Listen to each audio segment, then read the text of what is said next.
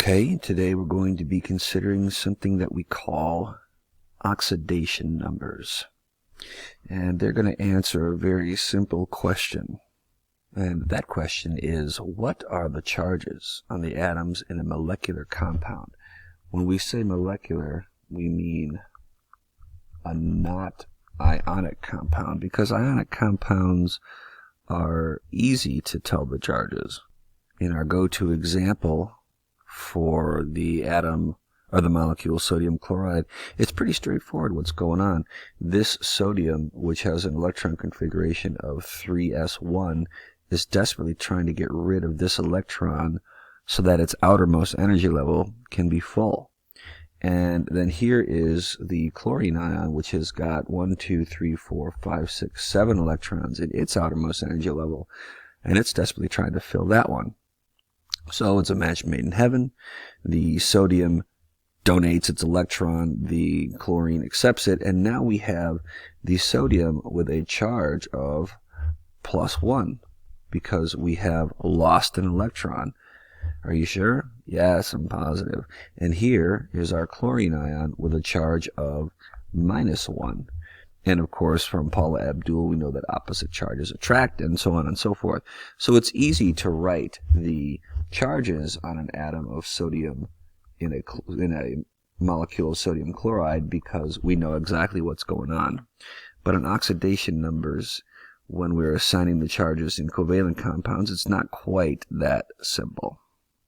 So since covalent compounds share electrons, unlike ionic compounds that just swap them, we got to take a couple of things into consideration. Let's take as an example one of our favorite and most familiar molecules. And this is called our old buddy water. And water is a covalent compound because hydrogen is a non-metal. You're saying, oh, Mr. O, it's on the left side of the periodic table. Yeah, but it doesn't act like a metal, and it's really only over there because of its electron configuration. It acts more like a halogen than anything else, but that's okay. We'll worry about that later. So this is a covalent compound, and the electrons are shared. Not necessarily equally, but what we want to do is we want to assign the charges to each atom in this molecule. And so to do that, we've got a couple of rules that we're going to use. This is a comprehensive list of rules for assigning oxidation numbers. We're not necessarily going to use all of them, but there are some important ones to follow. 1. Anytime we have an uncombined element, its oxidation number is 0. This doesn't just apply to metals, it also applies to molecular compounds like N2 and H2 and O2. Here we see the oxidation number of a monatomic ion is the charge on the ion, fairly straightforward. The more electronegative element in a binary compound is assigned the charge that it would have numerically equal to the charge it would have as an ion. The most important ones that we want is this one. Oxygen always has an oxidation number of -2, unless it is in a peroxide compound, which it will be -1. You can see what peroxide looks like on your list of polyatomic ions. This one, hydrogen oxidation state in most compounds is +1. We won't see any exceptions to this one, so that one's pretty useful. And the last two that we want to focus on are this one.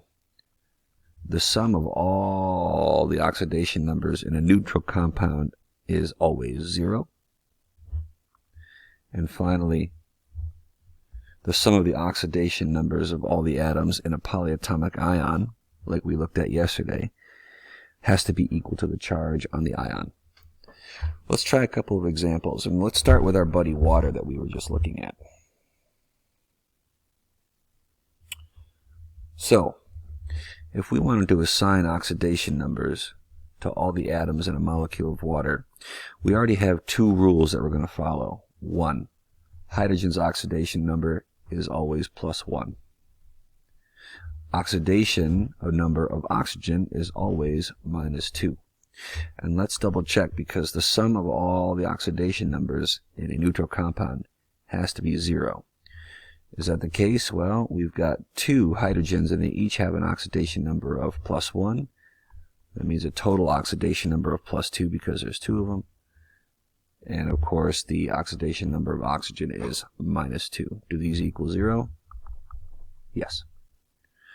All right, let's try a couple more and then I think you'll get the hang of it. All right, let's try assigning oxidation numbers to all the atoms in a molecule of aluminum nitrate.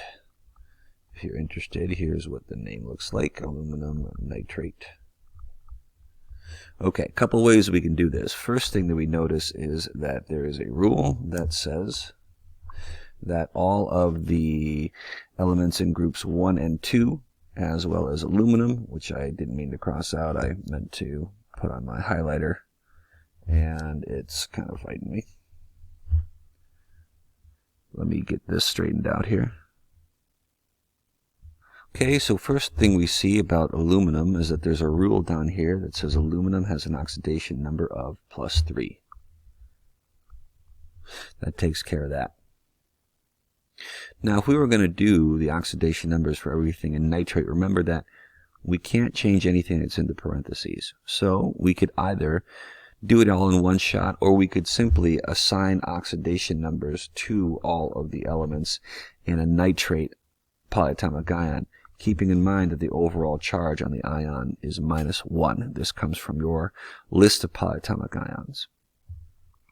So since we know that the oxidation number of oxygen is always -2,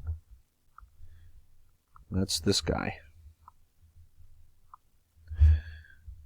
So we'll assign an oxidation number of -2 to this oxygen, and there are 3 of them.